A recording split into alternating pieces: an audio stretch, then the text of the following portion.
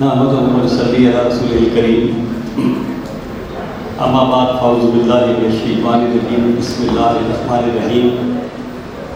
جناب محترم یوسف صاحب،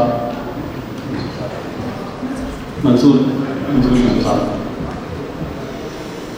میرے بھائی ڈاکٹر طاہر صاحب اور بھی کافی لوگ یہاں بیٹھے ہوئے ہیں، سب سے پہلے تو میں منصور یوسف صاحب کا شکر گزار ہوں کہ یہ ہمارے شہر میں کراچی سے تشریف لائے، اور یہ ہمارے لیے بڑے اعزاز کی بات ہے کہ وہ اتنی دور سے یہاں آئے، اور اچھا ماشاءاللہ جو میں جس طرح گیدرنگ دیکھ رہا ہوں، کیونکہ آج کے دور میں اتنے سارے لوگوں کو اکٹھا کرنا یہ بہت مشکل کام ہے۔ یہ شاید ان کی اور ان کی ٹیم کی یہ ایفرٹس ہے، جس کے لیے میں انہیں مبارکباد پیش کرتا ہوں۔ دوسرا، میری ایک ریکویسٹ ہے، آپ سے ناراض نہیں ہونا، یہ فنکشن ایسے ہی نہیں ہو جاتا جس کا آپ آگے بیٹھے ہیں، پتہ چلنا چاہیے کہ کسی فنکشن میں آئے ہیں۔ یہ بڑی محنت سے سجائے جاتے ہیں، ان میں مہینے کی محنت ہوتی ہے، لیکن مجھے جب یہاں آیا ہوں تو تھوڑا سا مطلب انہوں نے اچھا موقع دیا کہ آپ لوگ اکٹھے ہوئے ہیں، ایک دوسرے سے ملے ہیں، مطلب کتنے عرصے بعد، کیونکہ اب تو زندگی اتنی مصروف ہو گئی ہے کہ سگے بھائی کے ساتھ بھی ملاقات شاید مہینے بعد ہوتی ہے، اس لیے تھوڑا سا ایسا ہو کہ پتہ چلے منصور صاحب کو اتنی دور سے آئے ہیں کہ راول پنڈی کے لوگ ان سے کتنی محبت کرتے ہیں۔ جہاں تک ہومیوپیتھی کا تعلق ہے، میں تو ویسے ہی اس کا بڑا دلدادہ ہوں، اور یہ آج کی بات نہیں ہے، مجھے یاد ہے جب میری والدہ، میں کوئی بہت پرانی بات کر رہا ہوں، یہاں ڈاکٹر شریف صاحب ہوتے تھے جو اس شہر کے ہومیوپیتھک میں بابائے ہومیوپیتھک ان کو کہتا ہوں، تو میں چھوٹا سا تو ان کے پاس جایا کرتا تھا۔ پھر ان کے دو بیٹے نکلے، ایک ڈاکٹر اعجاز صاحب اور ایک ڈاکٹر نسیم صاحب، ساتھ ہی میری پھر تعلق آہستہ آہستہ ہمارے صدر میں جو ڈاکٹر ولی صاحب ہیں ان سے ہوئی، تو ان کے والد صاحب بھی بہت بڑے آدمی تھے۔ پھر میں تھوڑا اور آگے گیا تو لال کرسی میں ایک انصاری صاحب کا نام بڑا سنا، میں ملا نہیں لیکن ان کی پریکٹس ماشاءاللہ بڑی ہے۔ میں جب اس طرف آیا تو تھوڑا سا مجھے ڈاکٹر ہمارے علی صاحب اور ڈاکٹر طارق صاحب جیسے لوگ ملے، اور میرا بڑا اعتقاد ہے ہومیوپیتھک پہ۔ میں خود اکثر ڈاکٹر سجاد صاحب یہاں نظر نہیں آئے، وہ بھی ہمارے بڑے چاہنے والے ہیں، مطلب ان لوگوں نے جتنی محنت کی، بلکہ اب ڈاکٹر اعجاز صاحب کا بیٹا جو MBBS کر گیا تھا، ڈاکٹر نسیم، اس کا نام ہے اعجاز نسیم، سوری نسیم تھا ان کے والد کا نام اعجاز نسیم، وہ MBBS کر کے نیشنل میڈیکل کالج سے ہومیوپیتھی کی پریکٹس کر رہے ہیں، اور میں ان کا بہت بڑا فین ہوں، اور ان کو بہت سارے پیشنٹ ان سب کو بھیجتا ہوں، کیونکہ ہماری ایلوپیتھی میں معافی چاہتا ہوں، تھوڑی تبدیل لگی ادھر گھبرانا نہیں آپ نے، کیونکہ میں نئی بات کر رہا تھا۔ ہماری ایلوپیتھی میں بہت ساری بیماریاں ایسی ہیں کہ جن میں ہم ہاتھ اٹھا لیتے ہیں، اور جب ہم ہاتھ اٹھاتے ہیں تو اگر ایک اچھا ہومیوپیتھک ڈاکٹر ہے، کیونکہ ہومیوپیتھک کو مذاق نہیں ہے، جیسے لوگ سمجھتے ہیں کہ ہومیوپیتھک بہت پڑھنا پڑتا ہے، بہت ریسرچ کرنی پڑتی ہے، اور مجھے پتہ ہے کہ اس کی بیسک فلاسفی یہ ہے کہ کسی بھی بیماری کے خلاف آپ نے اس بندے کی امیونٹی کو ابھارنا ہے، اور ان کی ایک اور جو کوالٹی ہے مجھے پتا ہے، وہ سنگل ریمیڈی تھیراپی ہے، کہ جو جب سے اچھا ڈاکٹر ہوگا، جو سب سے شاندار ہوگا، وہ کوشش کرے گا کہ ایک آدھ جو میڈیسن سے اپنے مریض کو ٹھیک کرے۔ اب آپ حیران ہو گئے مجھے اتنی معلومات کیوں ہیں؟ ایک تو میں نے بتایا کہ میرے بہت سارے تعلقات، پھر میرے ایک اور کزن تھے رانا عبد الباری صاحب، ہم چھوٹے ہوتے تھے، ان کی بڑی پریکٹس تھی، وہ سوشل آفیسر، انفارمیشن آفیسر تھے، اور ہم اکثر ان کی گولیاں جا کے کھا لیا کرتے تھے ان کی ڈسپینسری میں، اور وہ بیچارے پریشان رہتے تھے۔ پھر میری ایک اور کزن نے کیا، اور ایون بدے کی بات کہوں کہ میرے گھر میں بہت سارے ہومیوپیتھک ڈاکٹر ہیں، تو میں سمجھتا ہوں کہ لیکن پرابلم کیا ہوئی؟ پرابلم یہ ہوئی کہ ہم جس طرح ہر جگہ میں مارے ہوئے ہیں دوسرے ملکوں کا کہ جب ہم اچھی چیز دیکھتے ہیں اس کو نہیں اپناتے، لیکن جو بری چیز ہے اس کو فوراً اپناتے ہیں. دنیا میں ہومیوپیتھک پہ آپ انگلینڈ میں چلے جائیں, آپ دبئی میں چلے جائیں, آپ جرمنی میں چلے جائیں, آپ امریکہ میں چلے جائیں, ہر جگہ چلے جائیں, وہاں آپ کو ہومیوپیتھی کے بڑے بڑے معالج ہوں گے جن کے لیے 6 مہینے کا ٹائم دینا پڑتا ہے. لیکن بدقسمتی تھوڑی سی یہ ہوئی کہ ہماری حکومتوں نے نہ طب کو نہ حکمت کو, میں دونوں کی بات کر رہا ہوں, اور اب تو خیر ایلوپیتھی کے بھی بہت برے حالات کر دیے, کیونکہ 70 سال 75 سال سے کوئی بھی حکومت بدقسمتی سے پڑھے لکھے لوگوں کی نہیں آئی. ان کو پتہ ہی نہیں ہے کہ لوگ پڑھائی کیسے ہوتی ہے, پڑھنا کیسے ہوتا ہے, اور پڑھ کے بڑا آدمی یا بڑا ڈاکٹر کیسے بننا ہوتا ہے. بہرحال میں اس سے زیادہ صرف یہ مبارکباد پیش کروں گا کہ ان کی ماشاءاللہ جو پروڈکٹس ہیں, مجھے آج انکشاف میں بڑی اچھی منصور صاحب کی پروڈکٹس ہیں, اور اللہ تعالیٰ ان کے کام میں اور برکت عطا فرمائے. آپ تمام لوگ جو یہاں موجود ہیں ان کے ہاتھوں میں شفا عطا فرمائے. لیکن بس ایک بات ضرور یاد رکھیے گا کہ آپ ہومیوپیتھی کو بڑی محنت کے ساتھ, بڑی اس کے ساتھ پڑھائی کیجیے, تاکہ اب کووڈ میں میرا اسکول آف تھاٹ بڑا مختلف ہے, مجھے نہ بلوائیں ادھر. یہ امیروں کی بیماری ہے, یہ بڑے آدمی کی بیماری ہے. اس کی وجہ یہ ہے کہ پاکستان کی تاریخ میں پہلی باری یہ وائرس, ایسا وائرس آیا ہے. اب آپ نے مجھے کہا کہ میں بولوں گا, اور وہ بولوں گا کہ جو سچ بولوں گا, اور میں ٹی وی ٹاکس میں بھی یہ بولتا ہوں, یہ نہیں کہ آپ کے سامنے بولوں گا. یہ میں کہتا ہوں بیماری امیروں کی کیوں کہتا ہوں, حالانکہ میں خود بیمار ہوا, 3 مہینے بیمار رہا, جس سے اچھا کوئی نہیں اس پہ بات کر سکتا. لیکن میں ابھی بھی کہتا ہوں کہ یہ بڑے آدمی کی بیماری ہے, یہ صاحب حیثیت کی بیماری ہے. غریب آدمی کو تو پتہ ہی نہیں, جس ملک کے اندر 10 کروڑ آدمی ایک وقت کی روٹی پاتے ہیں, اسے کیا پتہ کرونا کیا ہے, اس کو نہیں پتہ کرونا کیا ہے. آپ نے کبھی دیکھا آپ کا سیکیورٹی گارڈ, آپ کا وارڈ بوائے, آپ کا مزدور, آپ کے کام کرنے والے لو اسٹاف, کبھی کسی کو سنا کرونا ہوا ہے؟ نہیں ہوا. یہ سب اس لیے ہوا کہ پاکستان کی تاریخ میں یہ پہلا وائرس ہے جو وزیر اعظم ہاؤس بھی پہنچا, جو اسمبلی کے اندر بھی پہنچا, جو آرمی ہاؤس میں بھی پہنچا, جو وزیر اعلیٰ ہاؤس میں بھی پہنچا, وہ بڑے بڑے ڈاکٹروں کے گھروں میں بھی پہنچا, بڑے بڑے ڈاکٹروں کو بھی انوالو کیا, بڑے بڑے لوگوں کو انوالو کیا. ایسے پیسہ, طاقت, عہدہ کچھ نہیں دیکھا. تکلیف کیوں ہوئی کورونا پہ ہمارے ملک میں؟ ٹھیک ہے دنیا میں پرابلم چل رہی ہے, لیکن خدا کا شکر ہے, میں نے پچھلے سال اپنے انٹرویو میں کہا تھا کورونا ہمارے ملک میں کوئی مسئلہ نہیں ہوگا اللہ کے فضل سے. اس کی وجہ یہ سائنٹیفک بنیاد تھی کہ پہلی بات یہ تھی کہ ہمارا ملک اللہ کے فضل و کرم سے وہ ملک ہے جو اللہ کے نام پہ بنا, حضور پاک صلی اللہ علیہ وسلم کے نام پہ بنا. اور دوسرا, دنیا میں اگر کوئی تھوڑا بہت اسلام, زیادہ نہیں پایا جاتا ہے, وہ صرف پاکستان کے اندر پایا جاتا ہے. تیسرا کہ جب آپ دیکھیں, میں آپ کی پوری امیونٹی میں چلتی ہے کہ یہ وہ علاقہ ہے کہ جو وائٹامن ڈی سے بھرپور بھرا ہوا ہے.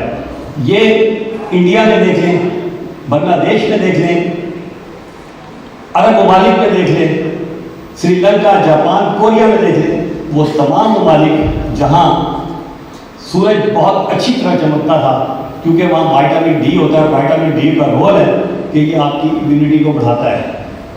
دوسرا, جب کہ آپ وائرس آیا, ویسے اب اتنا کچھ لوگ اس پہ بول چکے ہیں کہ مجھے بولتے بڑا عجیب سا فیل ہوتا ہے, لیکن ہمارا ٹمپریچر اور ان کے ٹمپریچر میں فرق تھا. میں شروع سے کہتا رہا, اللہ کے فضل سے میرے سارے علوم موجود ہیں کہ یہ وہ وائرس نہیں ہے جو پاکستان میں آیا, یہ امریکہ, یورپ, چائنا, ایران سے مختلف وقت نے ثابت کیا. لیکن ہماری عادت ہے کہ ہم دوسروں کو دیکھ کر اپنے منہ پر تھپڑ مارنا شروع کر دیتے ہیں. میں ابھی بھی ویکسین کے خلاف ہوں, اس سے بہتر میں سمجھتا ہوں, میں آپ کو یہ فورم میں کہہ رہا ہوں, آپ ہومیوپیتھی کی بہت اچھی میڈیسن ہے جو امیونٹی کو بڑھاتی ہیں. آپ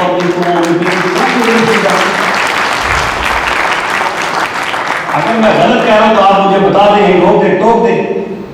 یہ جو ویکسین ہے یہ بہت بڑا بزنس ہے.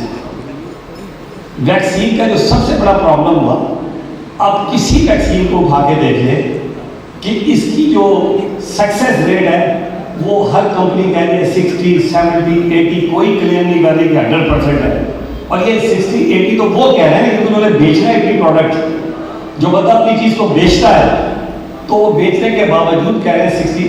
پھر میں ہر کمپنی سے ایک سوال کر رہا ہوں جس کا کوئی کمپنی مجھے پھر جواب نہیں دے سکی، کہ ہم نے مان لیا کہ آپ کو ویکسین لگوا دی، لیکن ویکسین جو ہے کتنی دیر کی امیونٹی دے گی؟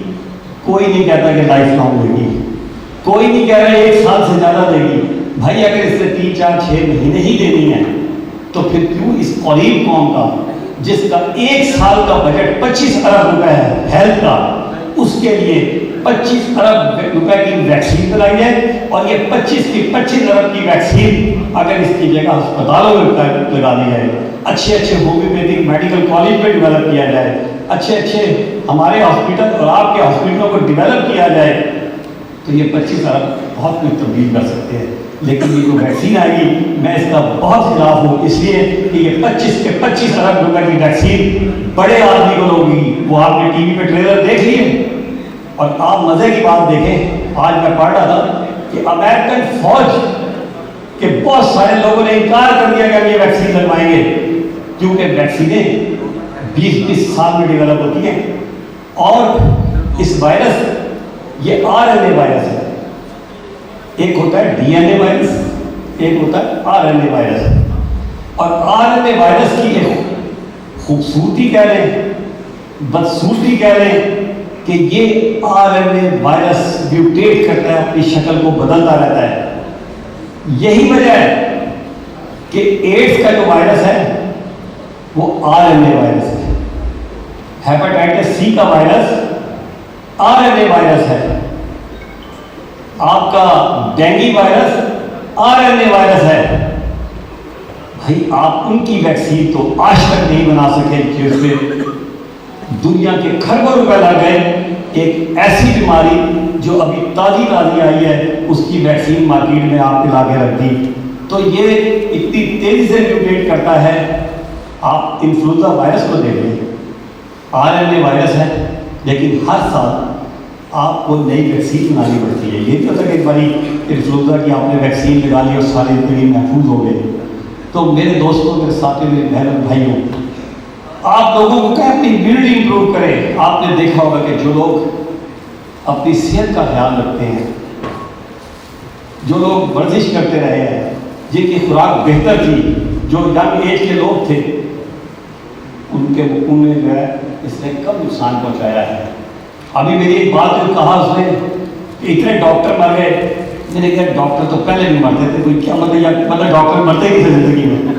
یہ کوئی شک نہیں کہ کرونا سے مرے ہیں، جوان بھی مرے ہیں، لیکن اگر آپ اس ملک میں 1 سال کا ڈیٹا نکالیں تو وہ آج تک جو کرونا سے مرنے والوں کی تعداد پورے 1 سال میں مشکل سے 13,000 کی بن رہی ہے۔ اس ملک میں میں کہتا ہوں ڈیلی 13,000 لوگ مرتے ہیں۔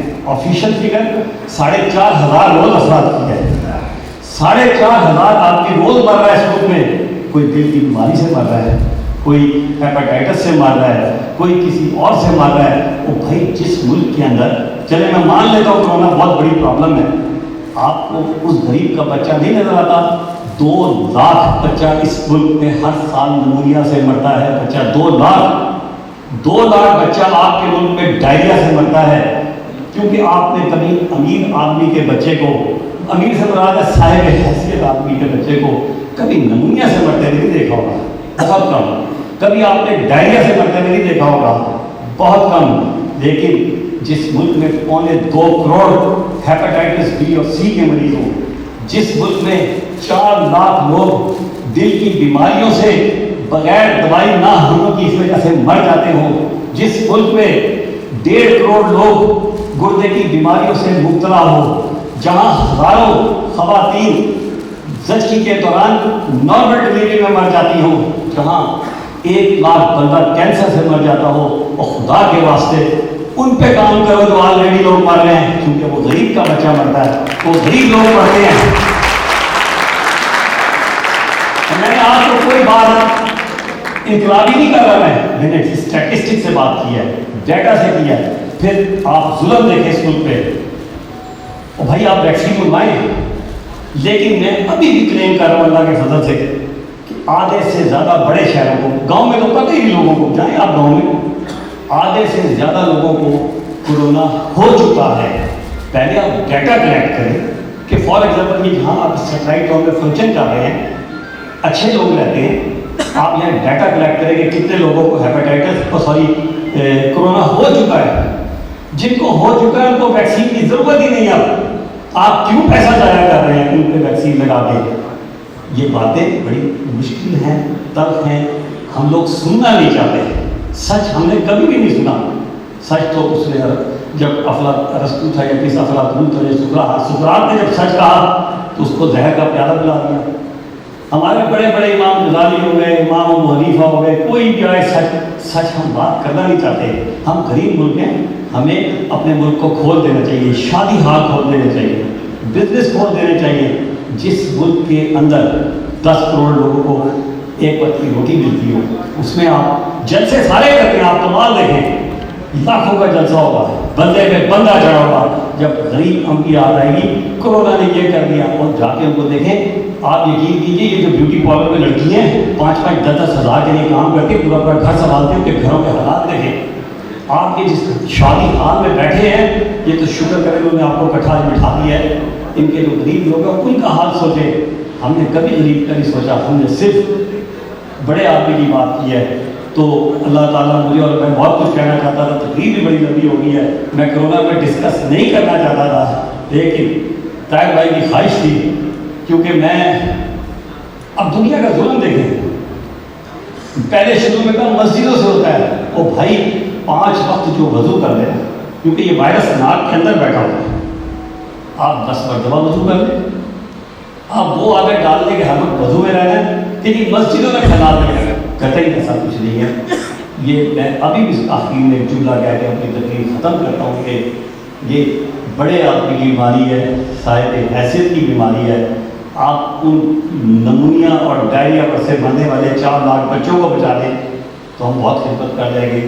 بس اس آخری دعا کے ساتھ کہ ہنستے پھولو ہنستے رہنا، ہنستے پھولو ہنستے رہنا، تم ہو پاک وطن کا گہنا، پھولوں نے پھر گہنا پہنا، ہنستے پھولو ہنستے رہنا۔